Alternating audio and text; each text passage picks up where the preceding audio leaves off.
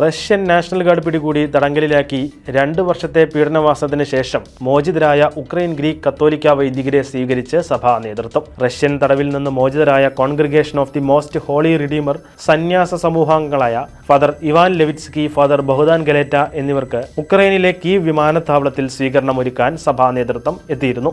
Ukraine പതാക പുതപ്പിച്ചാണ് ഇരുവരെയും സ്വീകരിച്ചത്. ഉക്രൈനിലെ അപ്പസ്തോലിക് ന്യൂൻഷോ ആർച്ച് ബിഷപ്പ് വിശുൽദാസ് കുൽബോഗാസും മറ്റു മെത്രാന്മാരും വൈദികരും വിമാനത്താവളത്തിൽ എത്തിയിരുന്നു. റഷ്യൻ ഗവൺമെന്റിന്റെ ദീർഘകാല തടവുകാരായി കഴിഞ്ഞ പ്രിയപ്പെട്ടവരുടെ മോചനത്തിൽ അതിയായ സന്തോഷമുണ്ടെന്ന് ഉക്രൈൻ വൈദികനായ ഫാദർ ജോസഫത്ത് ബോയ്ക്കോ പ്രസ്താവിച്ചു. വൈദികരെ പിടികൂടിയതു മുതൽ അവരുടെ അവസ്ഥ ഏറെക്കാലമായി അജ്ഞാതമായിരുന്നെന്നും കാലക്രമേണ മാത്രമാണ് അവർ ജയിലിലാണെന്ന് അറിയാൻ കഴിഞ്ഞതെന്നും അദ്ദേഹം വെളിപ്പെടുത്തി. അതിനാൽ 2 വൈദികരും പീഡനത്തിന് വിധേയരായിട്ടുണ്ട്.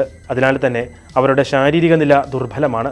എന്നിരുന്നാലും അവരുടെ മോചനത്തിനായി അശ്രാന്തമായി പ്രാർത്ഥിച്ച എല്ലാവർക്കും നന്ദി അറിയിക്കുകയാണെന്നും അദ്ദേഹം കുറിച്ചു. പീഡനത്തിന്റെയും ദുരുപയോഗത്തിന്റെയും റിപ്പോർട്ടുകൾ ഉണ്ടായിരുന്നിട്ടും വിശ്വാസവും പ്രതീക്ഷയും അവർ മുറുകെ പിടിച്ചിരുന്നുവെന്ന് ഉക്രൈൻ മാധ്യമങ്ങൾ റിപ്പോർട്ട് ചെയ്തു. കന്യാമറിയത്തിന്റെ നാമധേയത്തിലുള്ള ദേവാലയത്തിൽ സേവനമനുഷ്ഠിച്ച വൈദികർ ഇടവക കെട്ടിടത്തിൽ ആയുധങ്ങളും ഉക്രൈനിയൻ ചരിത്രത്തെക്കുറിച്ചുള്ള പുസ്തകങ്ങളും കൈവശം വെച്ചുവെന്ന് ആരോപിച്ചായിരുന്നു അന്ന് തടങ്കിലാക്കപ്പെട്ടത്.